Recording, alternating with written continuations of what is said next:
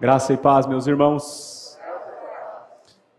Na semana passada, pela manhã, o meu irmão Márcio Froy estava escalado para pregar aqui de manhã, e ele faria um estudo muito interessante sobre a igreja de Esmirna, uma igreja fiel ao Senhor, que passou por sérias provações. E o meu irmão que acabou de chegar aqui, que faria esse estudo, na semana passada também, de última hora, teve uma suspeita de Covid, e ele teve que, no sábado, por precaução, teve que trocar. E aí ele pediu para o irmão, o pastor Eric, trazer a palavra. Então, o Márcio falaria da perseguição da igreja de Esmirna. O pastor Eric esteve aqui conosco, e ele tratou de um assunto sobre a perseguição do tempo do fim. À noite, o pastor Maurício esteve aqui e ele trouxe uma palavra, uma pregação cujo título foi "Este mundo não vai melhorar". Foi sobre isso que ele falou. Inclusive recebeu algumas críticas por ter sido considerado uma pregação pessimista. Na terça-feira, agora, na nossa reunião, o irmão Fernando Prison, que vai pregar no próximo domingo, mandou o estudo dele, submeteu o estudo dele para a nossa análise, e ele vai tratar de um tema que diz: nos últimos tempos sobrevirão tempos difíceis. Nos últimos dias sobrevirão tempos difíceis. Eu vejo, irmãos amados, um mover do Espírito para com este púlpito, no sentido de preparar a igreja para o tempo que está se aproximando. Eu já vinha, antes de todos esses estudos que eu mencionei aqui, eu já vinha cultivando no meu coração um desejo de tratar mais uma vez sobre esse assunto, amados, o sofrimento da igreja. Ele é um assunto não muito palatável, não muito agradável de se ouvir, porém absolutamente necessário. Uma igreja que está firmada em fábulas irá sucumbir no tempo que se aproxima. Portanto, a nossa igreja, amados, precisa estar firmada na verdade da palavra de Deus. E é por meio dela, da palavra, que eu espero contribuir para o crescimento nosso como igreja. O texto que nós vamos estudar nessa noite, quem escreveu foi o apóstolo Pedro, na sua primeira epístola. A primeira epístola de Pedro foi destinada aos eleitos que são forasteiros.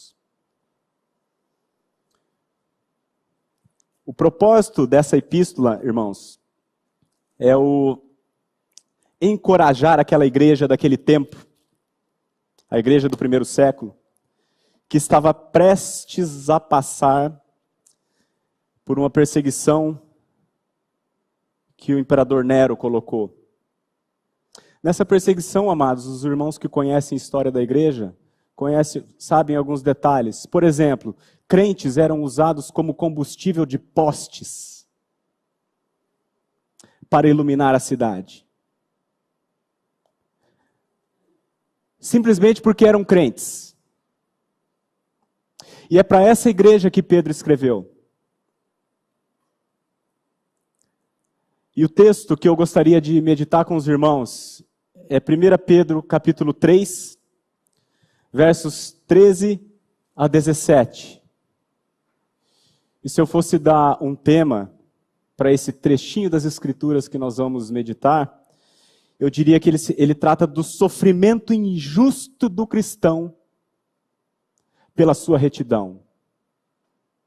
O cristão sofre injustamente por ser justo. E é sobre isso que eu queria tratar com os irmãos. Convido então a todos a abrir a palavra de Deus em 1 Pedro capítulo 3, versículos 13 a 17. Ora, quem é que vos há de maltratar, se fordes zelosos do que é bom? Mas ainda que venhais a sofrer por causa da justiça, bem-aventurados sois. Não vos amedronteis, portanto, com as suas ameaças, nem fiqueis alarmados. Antes, santificai a Cristo como Senhor em vosso coração, estando sempre preparados para responder a todo aquele que vos pedir razão da esperança que há em vós. Fazendo-o, todavia, com mansidão e temor, com boa consciência, de modo que, naquilo em que falam contra vós outros, fiquem envergonhados os que difamam o vosso bom procedimento em Cristo. Porque, se for da vontade de Deus, é melhor que sofrais por praticares o que é bom, do que praticando o mal. Vamos orar, meus amados. Pai amado, muitas vezes, ao olharmos para as circunstâncias que nos cercam e vendo a escalada das coisas que vem acontecendo, muitas vezes nós nos pegamos amedrontados, Senhor. Nos descobrimos apavorados, acuados, temerosos.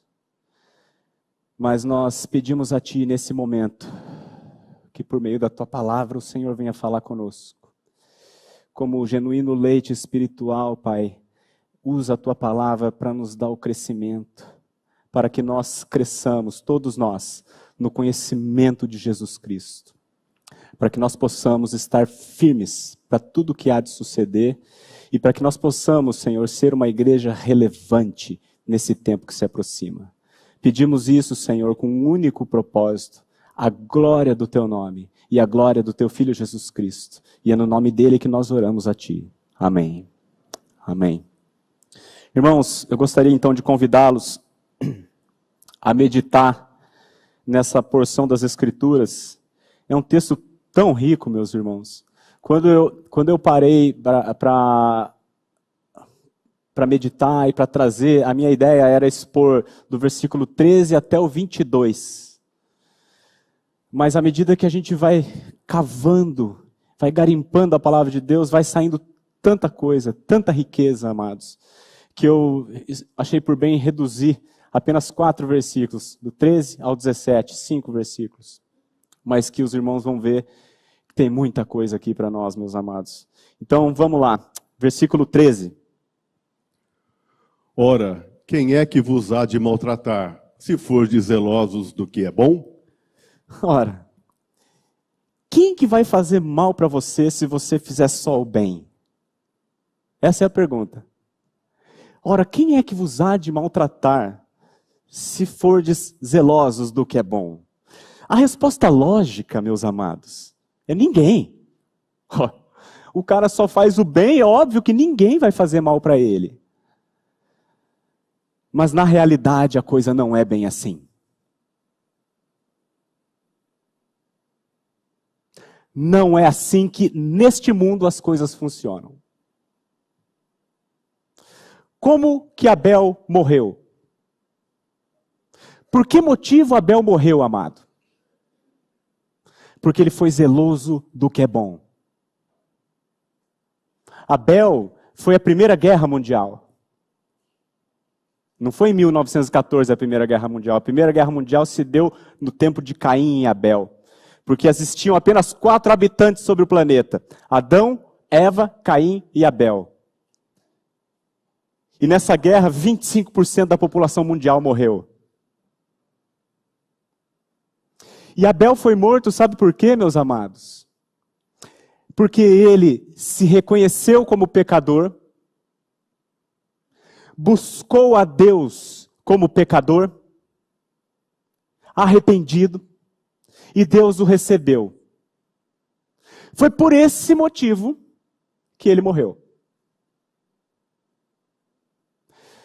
Os irmãos que estão fazendo a leitura da Bíblia passaram por José do Egito recentemente.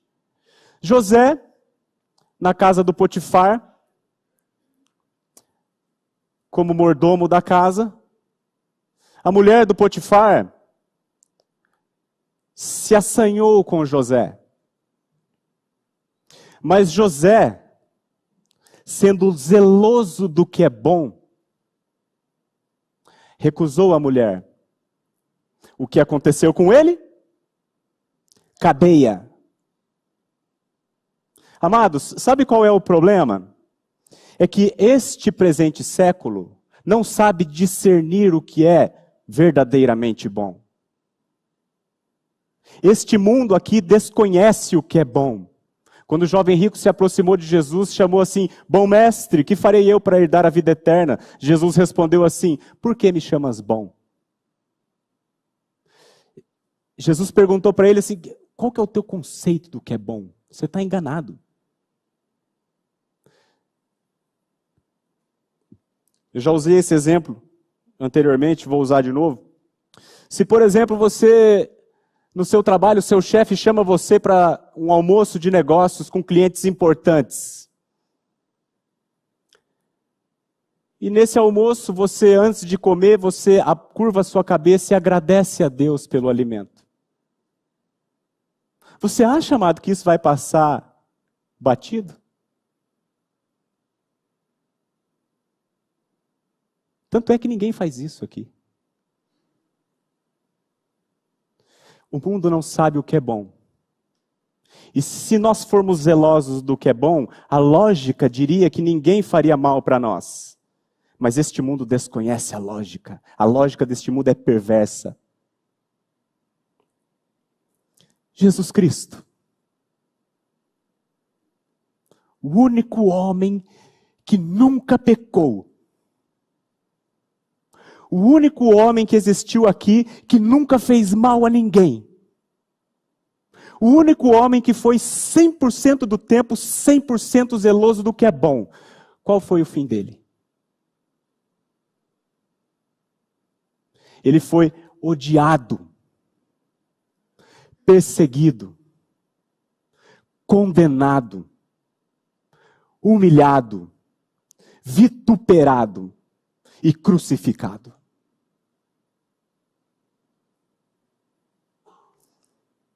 E um detalhe, quem fez isso com Jesus foram as pessoas consideradas boas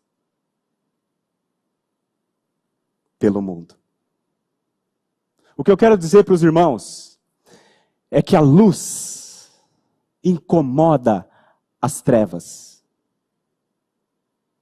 porque a luz as expõe.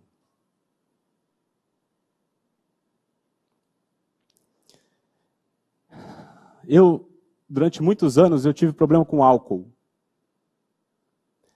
A minha mãe está aqui, passou noites orando para eu conseguir voltar para casa vivo. Vivia embriagado. E quando o Senhor me alcançou, uma das primeiras coisas que a graça dele veio tratar comigo foi esse assunto.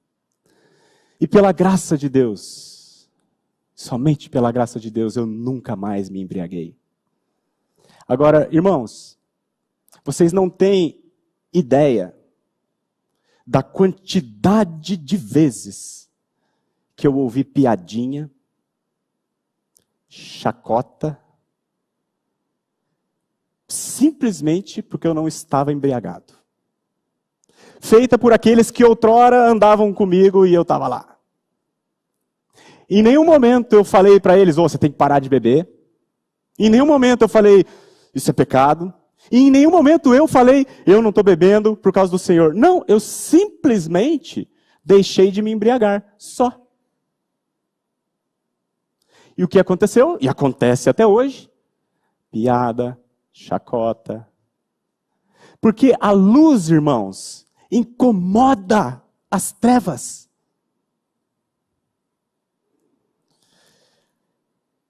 Então, a pergunta de Pedro: ora, quem que vos há de maltratar se for zelosos do que é bom? A resposta lógica seria ninguém. Mas a resposta correta é: ora, todo mundo que ainda não conhece o Senhor. Ora, todos quantos querem viver piedosamente em Cristo Jesus serão perseguidos. Todos, a Bíblia diz, em 2 Timóteo 3,12. Viver piedosamente em Cristo Jesus, amados, nada mais é do que viver uma vida zelosa daquilo que é bom. Se você viver assim, você será perseguido. E aqui eu já faço uma pergunta para você. Você já foi perseguido por esse motivo? Porque a Bíblia diz que todos quantos querem viver assim serão perseguidos. Se você nunca foi perseguido por esse motivo, irmão, vá diante de Deus.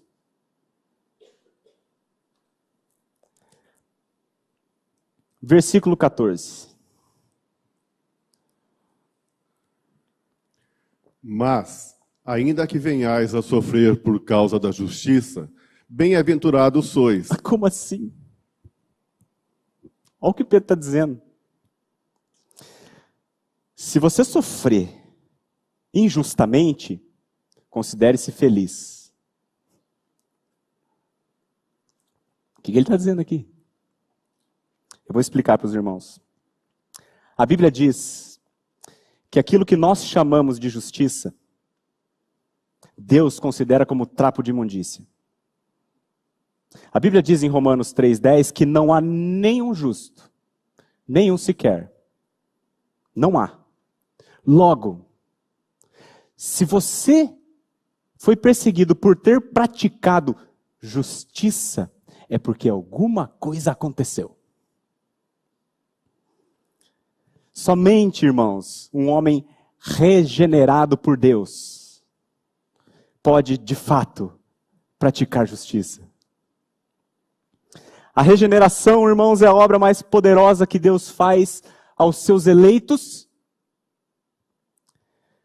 transformando pecadores injustos em filhos amados e justificados, amantes da justiça e zelosos do que é bom.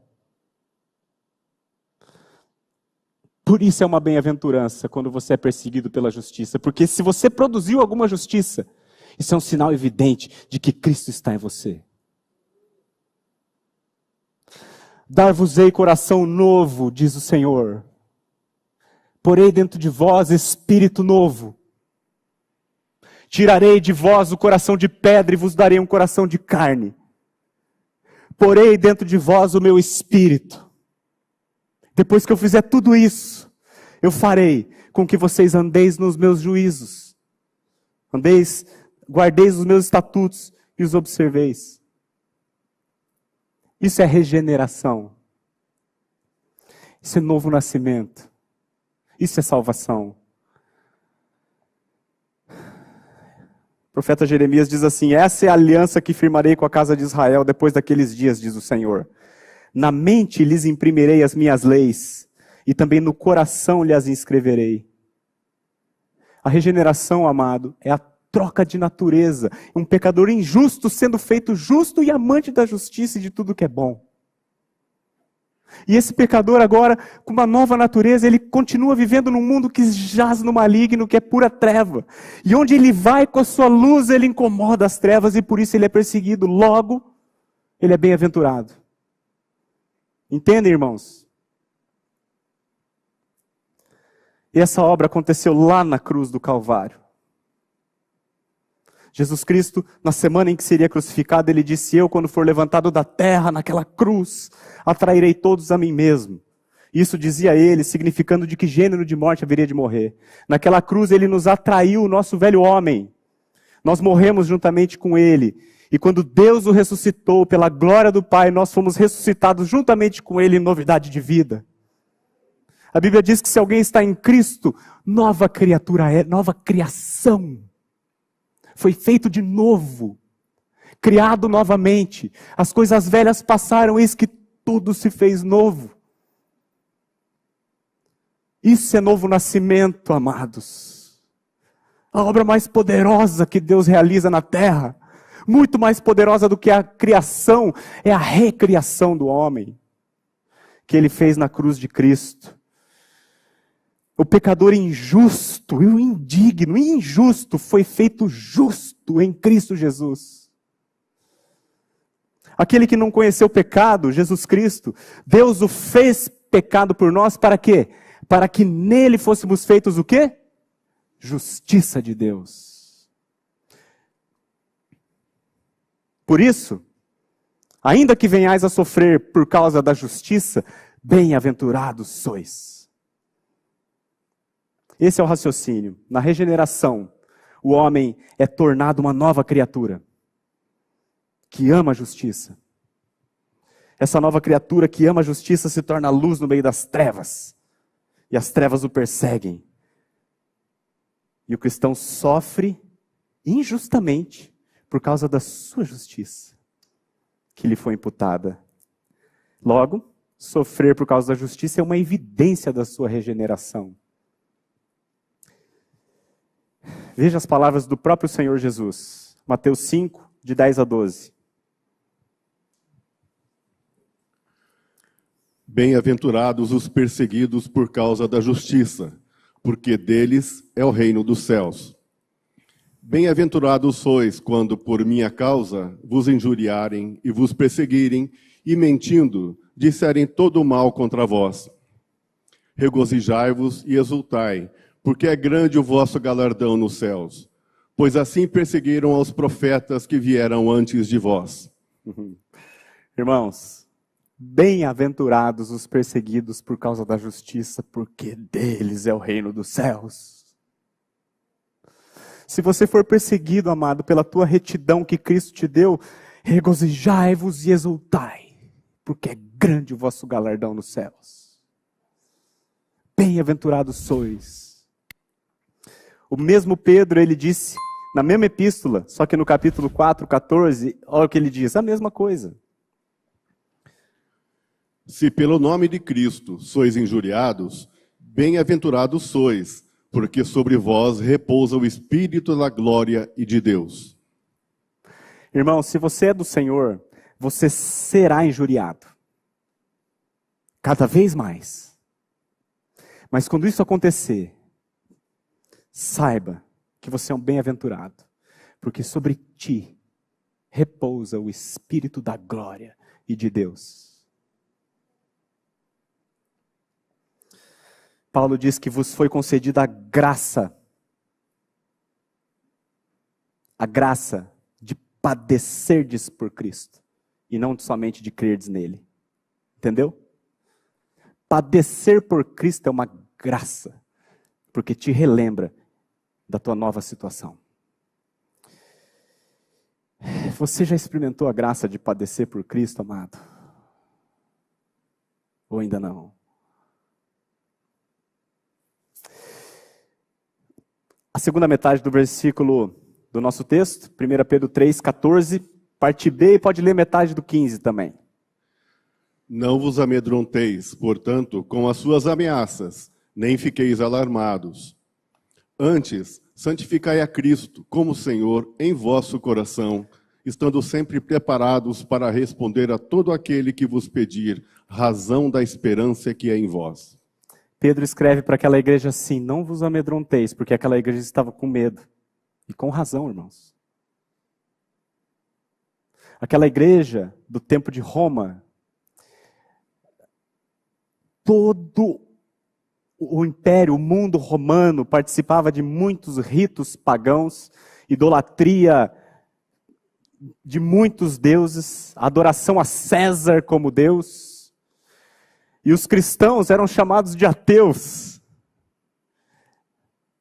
porque eles se recusavam a adorar aqueles deuses, se recusavam a adorar o imperador. Então eles eram chamados de ateus. E porque eles eram zelosos do que é bom, eles foram duramente perseguidos, como eu já pincelei aqui para os irmãos no começo. Viraram tocha. Foram jogados no Coliseu, para as feras comerem e o povo dar risada. E é para essa igreja que Pedro escreve, não vos amedronteis com as suas ameaças, nem fiqueis alarmados. Antes, santificai a Cristo como Senhor em vosso coração. Irmãos, vou trazer esse texto para o nosso tempo, porque o governo do anticristo está chegando. O César, o Nero, é apenas um tipo de anticristo que ainda não veio, mas virá. Há muitas evidências da chegada desse anticristo, irmãos. Não estou aqui para dar data, não quero fazer isso, quero apenas preparar o espírito dos irmãos para esse tempo que há de vir. Veja o agigantamento do Estado. Veja, meus irmãos, o cerceamento das liberdades. Veja o aumento do controle. Eles têm todas as informações acerca da tua vida. Eles quem? Sei lá. Veja, irmãos, a conquista em massa das mentes das pessoas.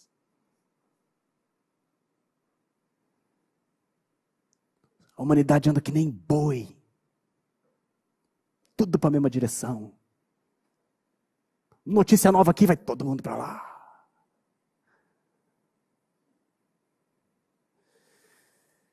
Quando eu vejo essas coisas todas, meus amados, muitas vezes eu me pego amedrontado, cabreiro, receoso, temeroso. E se esse é o seu caso, essa palavra é para mim e para você. O que nós precisamos saber acerca deste governo, desse anticristo, irmãos? Não é o assunto de hoje, eu só vou dar uma... Primeiro que ele está chegando. Os sinais dos tempos que Jesus nos deu estão mostrando isso claramente. Guerras e rumores de guerras. Epidemias. Revoluções, está em Lucas 21, e Mateus 24 e Marcos 13. Revoluções. Pega as revoluções, irmãos. Pega a revolução da internet. Rede social existe há 10 anos, olha o estrago que ela fez até agora. Pega a revolução ideológica, amados. As revoluções sexuais. A revolução moral. Tudo acontecendo numa velocidade que a gente nunca viu antes. E a multiplicação da iniquidade, então, amados? Você não vê isso? E o esfriamento do amor? O amor está esfriando, irmãos. Se os irmãos veem isso, o mundo está cada vez mais louco.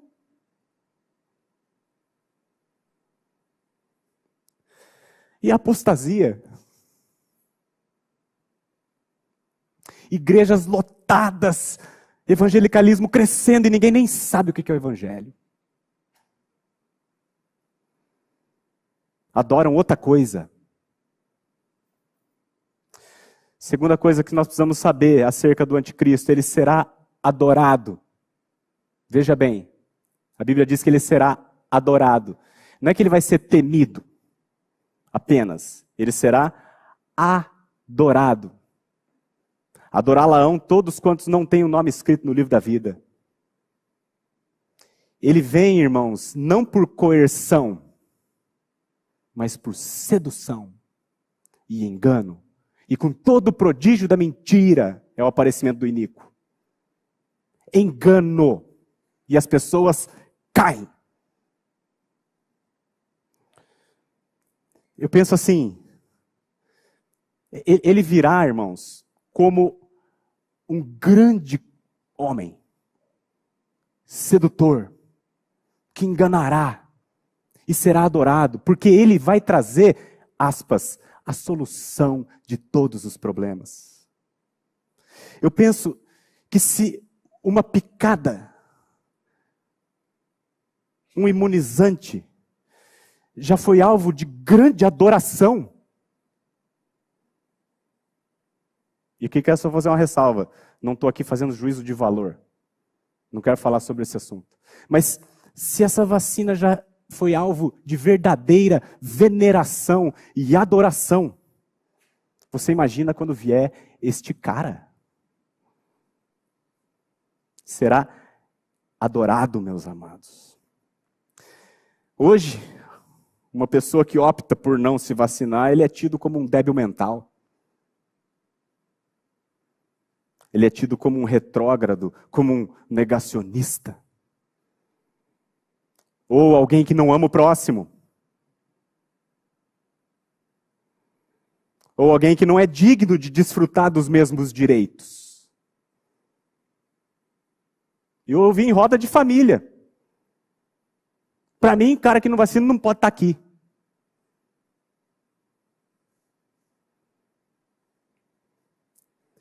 Eu vejo, irmãos, familiares que não querem convívio com familiares. Já que você não tomou, não quero mais saber de você. Comum pra caramba, todo mundo aqui conhece algum. Então, ele está chegando, ele será adorado. E terceiro, a Bíblia diz em Daniel 7:25 que ele cuidará de mudar os tempos e a lei.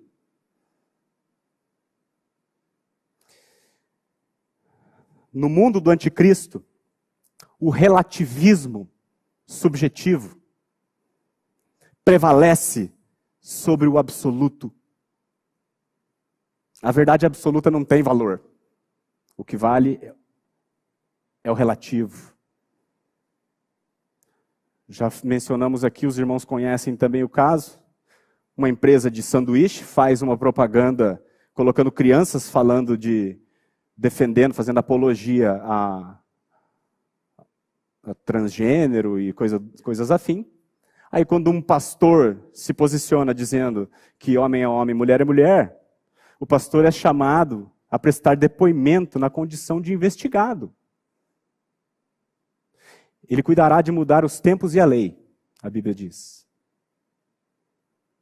E é o que está acontecendo. No dia 8 de janeiro agora, no Canadá foi aprovada uma lei chamada C4. Muito controversa, mas foi aprovada. É uma lei que proíbe terapia de conversão. Resumindo, uma pessoa que tem desvio de sexualidade e que procura ajuda de um profissional, de um psicólogo, de um psiquiatra, de um pastor, ele procura ajuda porque ele não se sente bem com aquele desvio. Ninguém pode oferecer essa ajuda. Porque isso é discurso de ódio. Isso foi no dia 8 de janeiro agora. No domingo seguinte à promulgação da lei, pastores americanos se reuniram e todos pregaram conjuntamente sobre sexualidade bíblica. E o nosso irmão John MacArthur, um irmão que eu ouço muito, teve o vídeo, a pregação dele retirada do YouTube, classificada como discurso de ódio. Irmãos, nós amamos os homossexuais. Nós amamos os bêbados. Nós amamos os pecadores, porque nós éramos outrora assim e fomos salvos. E agora, porque nós os amamos, nós trazemos a verdade bíblica de que eles estão em pecado, mas que Jesus Cristo está aqui para resolver isso. Nós somos os únicos que de fato amamos essa turma. Mas o mundo diz que nós odiamos eles. Entende, irmãos? O tempo que nós estamos.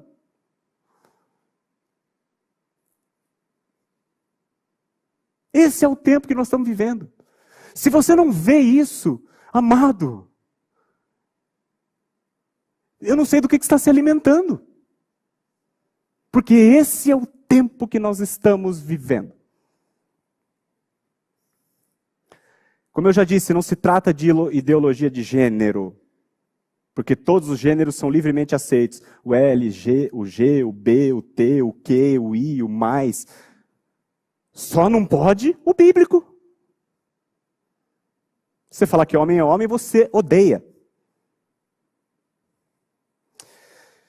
Todos aqueles que desejarem viver em justiça serão perseguidos. Cada vez mais. Não obstante, a palavra de Deus diz: não vos amedronteis, portanto, com suas ameaças, nem fiqueis alarmados. Antes, santificai a Cristo como Senhor em vosso coração. Não vos amedronteis, irmãos. E eu quero mostrar um exemplo bíblico. Volta do 14 de novo, por favor, André. Então, quando ele diz ali assim: não vos amedronteis, portanto, com as suas ameaças, nem fiqueis alarmados. Próximo. Antes, santificai a Cristo como Senhor em vosso coração. O que é isso? O que significa isso? Não se amedrontar, mas santificar a Cristo no coração. Achei uns irmãos na Bíblia, e nós vamos ler na Bíblia esses irmãos. que agiram perfeitamente conforme a palavra, a orientação de Pedro aqui. Eu vou tomar a liberdade de ler esse texto, irmãos. Daniel capítulo 3. É um texto longo, mas pela graça de Deus a nossa comunidade é uma comunidade que gosta de Bíblia. Porque se fosse em muitas outras, se eu lesse 5 versículos, metade ia dormir. Coisa mais insana, mais insensata que eu já vi é um crente que não gosta de Bíblia.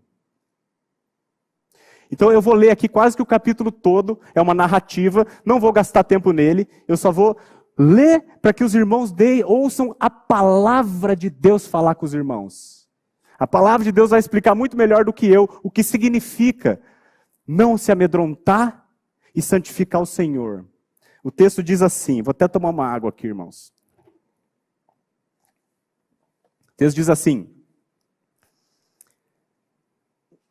o rei Nabucodonosor, e aqui você entenda, rei Nabucodonosor, como Nero e muitos outros, como Hitler, são tipos do anticristo, Faraó, tá?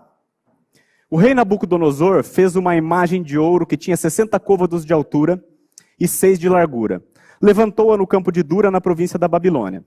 Então, o rei Nabucodonosor mandou ajuntar os sátrapas, os prefeitos, os governadores, os juízes, os tesoureiros, os magistrados, os conselheiros e todos os oficiais das províncias. Ou seja, ele reuniu aqui o executivo, o legislativo, o judiciário, os poderes econômicos, as autoridades e os formadores de opinião. Reuniu essa turma toda para que viessem à consagração da imagem que o rei Nabucodonosor tinha levantado.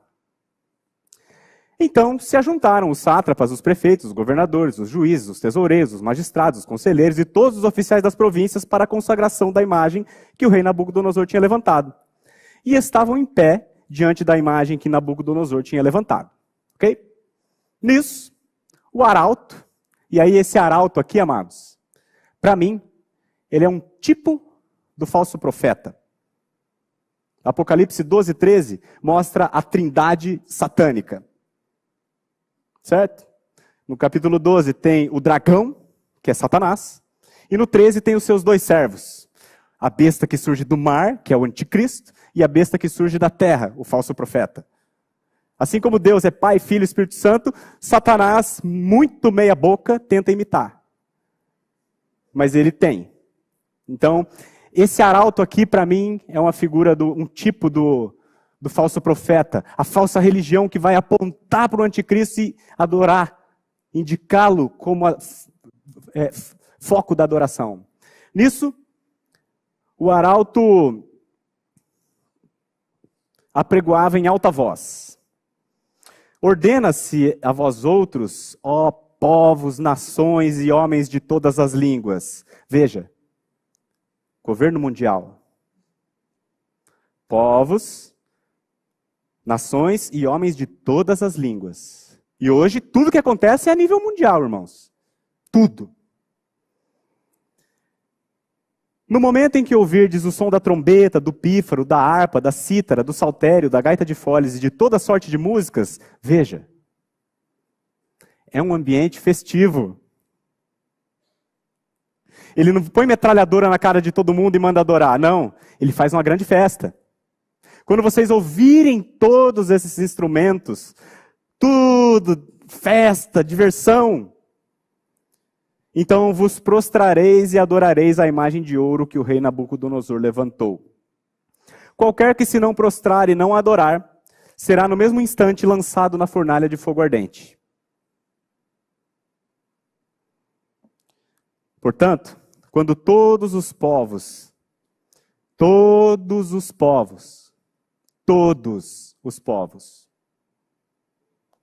ouviram, inclusive Israel, tá? Quando todos os povos ouviram o som da trombeta, do pífaro, da harpa, da cítara, do saltério, de toda sorte de música, se prostraram os povos, nações e homens de todas as línguas e adoraram a imagem de ouro que o rei Nabucodonosor tinha levantado. Como eu disse, nesse todos aqui estava Israel, amados.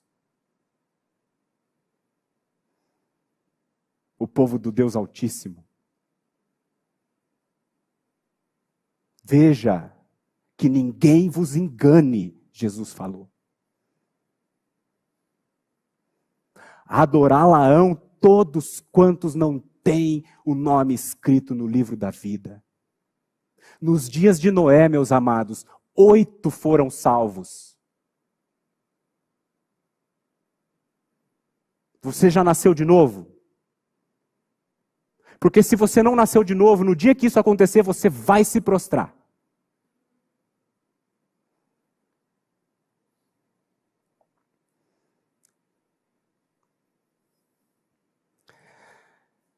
Portanto, já li esse aqui. 8. Ora, no mesmo instante, veja, no mesmo instante, se chegaram alguns homens caldeus e acusaram os judeus. Sabe o que é isso aqui? Controle social. Você será controlado pelo seu par, não apenas pelo Estado. No mesmo instante, chegaram alguns caldeus e acusaram os judeus. Disseram ao rei Nabucodonosor: ó rei, vive eternamente. Puxa saco. Tá vendo? Bajulador, adorador da besta. Tu, ó rei, baixaste um decreto pelo qual todo homem que ouvisse o som da trombeta, do pífaro, da harpa, da cítara, do saltério, da gaita de foles e de toda sorte de músicas, essa grande festa que o Senhor fez para nós, deveria se prostrar e adoraria a imagem de ouro. E qualquer que não se prostrasse, não adorasse, seria lançado na fornalha de fogo ardente. Há uns homens judeus que tu constituíste sobre os negócios da província da Babilônia, Sadraque, Mesaque e Abdinego. Estes homens, ó rei, não fizeram caso de ti. A teus deuses os não servem, não adoram a imagem de ouro que levantaste. Então, Nabucodonosor, irado e furioso, mandou a chamar a Sadraque, Mesaque e Abdinego. E trouxeram a estes perante o rei. Falou Nabucodonosor e lhes disse: é verdade, ó Sadraque, Mesaque e Abdinego, que vós não servis a meus deuses, nem adorais a imagem de ouro que levantei? Agora, pois, estáis dispostos, segunda chance. Agora, pois, estáis dispostos. E quando ouvirdes o som da trombeta, do pífaro, da cítara, da harpa, do saltério, da gaita de foles, prostrai-vos e adorai a imagem que eu fiz. Ou seja, participem da maravilhosa festa que eu estou promovendo. O mundo inteiro está desfrutando, só falta vocês. Porém, se não a adorardes, sereis no mesmo instante lançados na fornalha de fogo ardente. E quem é o Deus que vos poderá livrar das minhas mãos? Ele falará com insolência, como já tem falado. Aí aqui, meus amados, vamos entender o que Pedro quis dizer, que esses irmãos cumpriram. Responderam Sadraque, Mesaque e Abdinego ao rei: ó Nabucodonosor, quanto a isso, não necessitamos de te responder. Se o nosso Deus a quem servirmos quer livrar-nos, ele nos livrará da fornalha de fogo ardente das tuas mãos, ó rei. Se não, fica sabendo, ó rei. Acho que ele devia ter falado assim: fica sabendo, ó, reizinho, que não serviremos a teus deuses, nem adoraremos a imagem de ouro que levantaste. Isso, irmãos, é o que significa o que Pedro quis dizer. Não vos amedronteis com as suas ameaças, antes santificai a Cristo no vosso coração. Agora, na sequência do texto, nós vamos ver os resultados de santificar a Cristo no vosso coração. E eu quero mostrar os resultados sob 2 pontos de vista. O ponto de vista terreno e o ponto de vista espiritual. Primeiro para o terreno, versículo 19. Então, Nabucodonosor se encheu de fúria e, transtornado o aspecto do seu rosto contra Sadraque, Mesaque e Abdinego, ordenou que se acendesse a fornalha 7 vezes mais do que se costumava. Ordenou aos homens mais poderosos que estavam no seu exército que atassem a Sadraque, Mesaque e Abdinego e os lançassem na fornalha de fogo ardente. Então esses homens foram atados com seus mantos, suas túnicas e chapéus e suas outras roupas, e foram lançados na fornalha sobremaneira acesa, porque a palavra do rei era urgente e a fornalha estava sobremaneira acesa. As chamas do fogo mataram os homens que lançaram de cima para dentro a Sadraque, Mesaque e Abdinego. Esses 3 homens, Sadraque, Mesaque e Abdinego, caíram atados dentro da fornalha sobremaneira acesa. É isso que vai acontecer neste mundo aqui, quando você santificar a Cristo no seu coração. Saiba disso. Alinhe a sua expectativa se você é um cristão, de fato. Mas agora, irmãos, a história não acaba aqui. Eu vou ler o restinho.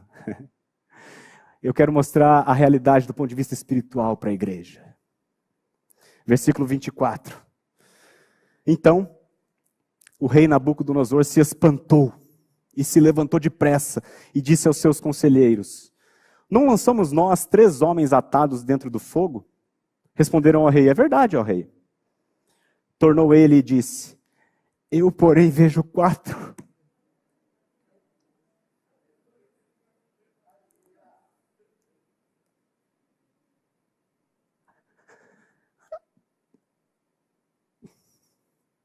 Eu, porém, vejo 4 homens soltos, porque nós somos livres, amados, que andam passeando dentro do fogo, sem nenhum dano. E o aspecto do quarto é semelhante ao Filho dos Deuses. Sabe quem é esse quarto aqui? É aquele que disse assim: eis que estou convosco todos os dias, até a consumação do século.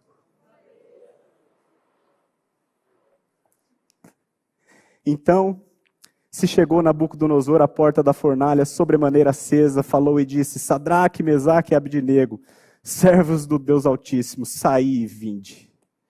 Então Sadraque, Mesaque e Abdinego saíram do meio do fogo. Ajuntaram-se os sátrapas, os prefeitos, os governadores, os conselheiros do rei. Ou seja, todo mundo vai ver a nossa salvação. E viram que o fogo não teve poder algum sobre os corpos desses homens, nem foram chamuscados os cabelos da sua cabeça, nem os seus mantos se mudaram, nem cheiro de fogo passara sobre eles. Jesus diz assim: não temais os que matam o corpo e não podem matar a alma. Temei antes aquele que pode fazer perecer no inferno tanto a alma como o corpo. Quem que vocês estão temendo? Quem que eu estou temendo? O irmão Matthew Henry, que viveu no século XVII, escreveu assim: os cristãos não têm motivos para temer as ameaças ou a raiva de qualquer um dos seus inimigos. Os inimigos dos cristãos são, na verdade, inimigos do próprio Cristo. A face de Deus está contra eles, seu poder está acima do deles, e eles são objetos da sua ira. Portanto, não podem fazer nada a você sem a permissão de Deus. Assim sendo, não se preocupe com eles. Não vos amedronteis, é o que Pedro está dizendo. Pode voltar lá, André. Não vos amedronteis, portanto, meus amados, com as suas ameaças. Nem fiqueis alarmados, antes santificai a Cristo como Senhor em vosso coração, estando sempre preparados para responder a todo aquele que vos pedir razão da esperança que há em vós. Qual é a razão da esperança que há em nós? Pedro está dizendo que todo cristão deve estar sempre preparado para dar a razão da esperança que há em nós. Se eu chamar alguém aqui, alguém daria? Tem um microfone aqui. É difícil, né, irmãos? Aí você precisa ter misericórdia do pregador também. Pra você saber como é difícil vir aqui na frente. Irmãos, qual era a razão da esperança de Sadraque, Mesaque e Abdinego? Não, a nossa esperança é que o fogo vai apagar. Eu vejo a gente assim, muito cristão, dizendo assim: não, eu tenho fé que a Covid vai passar. Eu tenho fé que eu vou vencer. Amados, a razão da esperança de Sadraque, Mesaque e Abdinego era a certeza da vida eterna. Era a ressurreição dos mortos. Essa é a razão da nossa esperança. A razão da nossa esperança, meus amados, é que Deus amou o mundo de tal maneira que deu seu Filho unigênito para que todo aquele que nele crê não pereça, mas tenha vida eterna, e nós cremos. A razão da nossa esperança é que, justificados, pois, mediante a fé, nós temos paz com Deus. A razão da nossa esperança é que agora nenhuma condenação há para os que estão em Cristo Jesus. Essa é a razão da nossa esperança, amados. Ah, eu tenho fé que o Covid vai passar. Não vai! Se a nossa esperança em Cristo se limita apenas a essa vida, nós somos os mais infelizes de todos os homens.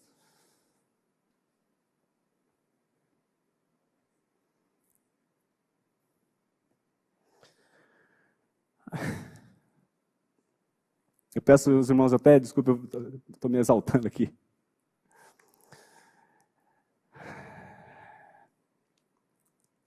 A razão da nossa esperança é o perdão absoluto de pecados. A razão da nossa esperança, irmãos, é que Deus nos amou de tal maneira que Ele entregou o seu próprio Filho para morrer por nós. E se Ele não poupou o seu próprio Filho, porventura Ele não nos dará graciosamente todas as coisas, Pedro? Todas.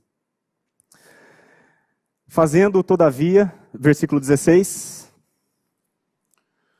Fazendo-o, todavia, com mansidão e temor, com boa consciência, de modo que, naquilo em que falam contra vós outros, fiquem envergonhados os que difamam o vosso bom procedimento em Cristo. Irmãos, quando a gente for dar razão da nossa fé, até vou ser meio contraditório aqui, porque até me faltou mansidão, eu acho, para falar. Ele diz assim que nós temos que fazer com mansidão e com temor. Eu falei com muita alegria, na verdade, tá, irmãos? Aí, os irmãos relevam aí. Nós temos que fazer com mansidão e com temor. Tá? Não é por força, não é por ira, é por amor e pelo convencimento do Espírito Santo, como para você foi assim. Não adianta a gente querer encucar na cabeça da pessoa na marra. Nós vamos falar da glória do Senhor e orar ao Senhor para que o Senhor abra o entendimento da pessoa. E nós temos que fazer com boa consciência. Com boa consciência. O que é boa consciência, irmãos?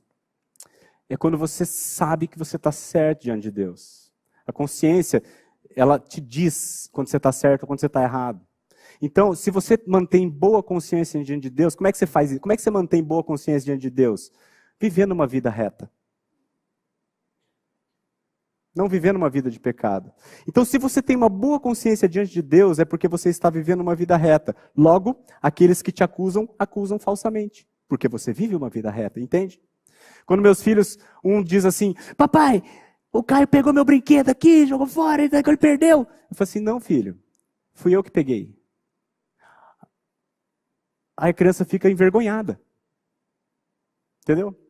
Isso que ele está dizendo aqui. Se a gente fazer com mansidão, se nós fizermos com mansidão e com boa consciência, aqueles que nos acusam serão envergonhados. Porque a acusação deles é falsa. Entendeu? E a Bíblia diz que não há nada encoberto que não venha a ser revelado. Se eles não forem envergonhados agora, enquanto você vê, fica tranquilo, naquele dia eles serão. Versículo 17. Porque, se for da vontade de Deus, é melhor que sofrais por praticardes o que é bom do que praticando o mal. Na semana passada, o pastor Maurício fez uma pregação cujo título era Este Mundo Não Vai Melhorar. Aí ele recebeu muitos elogios, mas também recebeu crítica de irmãos dizendo que ele foi muito pessimista. Nossa, mas só ser tão pessimista assim? Duas verdades tem nesse versículo que nós acabamos de ler. O cristão não está isento de sofrimento. Está claro? E tem uma segunda verdade. Que, por vezes, o cristão vai sofrer injustamente porque é a vontade de Deus. A Bíblia está dizendo. Irmãos, nós precisamos desconstruir essa teologia triunfalista que está circulando no ar aí. Essa teologia de que Deus está aqui para resolver os seus problemas, Deus está aqui para te abençoar. Deus está aqui para te... Não, meus amados. A teologia bíblica é, no mundo tereis aflições. Jesus disse. Jesus disse. Mas tem de bom ânimo, porque eu venci o mundo. Essa é a teologia que nós precisamos acertar. Alinhe a sua expectativa com relação ao seu cristianismo. Não é conto de fadas. A glória está no porvir. O Filho de Deus, como é que foi a vida dele aqui? Foi light? Só vitória? Foi cruz, amados. O movimento do Evangelho é um movimento de descida para depois subir. Nós estamos aqui embaixo ainda, nós vamos descer mais ainda. Depois vem a vitória, que já está ganha. Porque em Cristo nós somos mais que vencedores. Então, irmãos, peço desculpa por ter extrapolado o tempo. Eu quero só sumarizar o assunto que nós tratamos aqui. Nós vimos aqui na palavra de Deus que, pela lógica, se nós formos zelosos do que é bom, ninguém há de nos maltratar. Mas, como nós vivemos num mundo cuja lógica é perversa, nós seremos sim maltratados, e cada vez mais, por conta da justiça. Outra coisa que nós vimos aqui, que se nós viermos a sofrer injustamente, por termos sido justos, isso não é motivo de tristeza, muito pelo contrário. É uma bem-aventurança, porque só quem creu no Senhor tem esse privilégio, e teu é o reino dos céus. Terceiro, nós não devemos temer as ameaças que virão. E elas virão. Antes, nós devemos santificar a Cristo como Senhor no nosso coração. Ele está acima de tudo e de todos. Quarto, a razão da nossa esperança não está em nada terreno, mas na redenção que nós temos em Cristo Jesus. Nós devemos andar com boa consciência, amados. Que significa levar uma vida digna diante de Deus, para que aqueles que nos acusam sejam envergonhados naquele dia.